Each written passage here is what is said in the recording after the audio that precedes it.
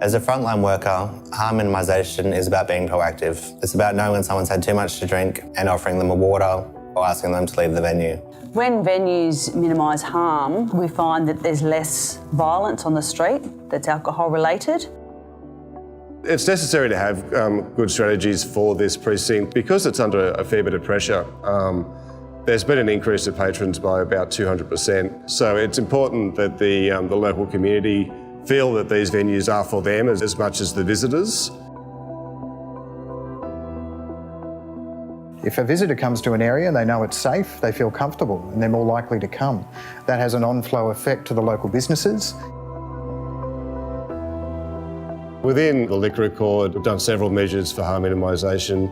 One was a voluntary lockout at 3 a.m. Another was a code of conduct for patrons across the board. We've also got multi-venue barring, utilising communication through WhatsApp. We use WhatsApp not only just in venue but across the whole suburb. We use it to talk about violence in our area, to talk about unhealthy behaviour from people, to make sure that we have a safe community and a safe environment for everyone, and to make sure we're not just passing on the problem.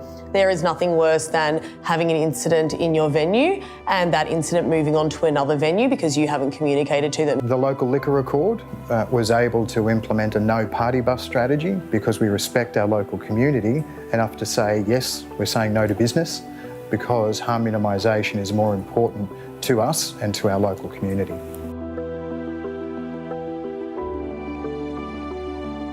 So everyone with an RSA has a responsibility to monitor patrons in the venue and to see those signs that that person is becoming intoxicated, and at that time cut them off before they become too intoxicated. Give them water, make sure they have a meal. If it gets to a point where you deem them intoxicated, then they have to be removed from the premises. It's important to be aware of your surroundings and what's going on, not just for yourself but for other staff members. If you notice something out of the ordinary and it's something you can actually act on and be proactive about and prevent, that's what we're all about.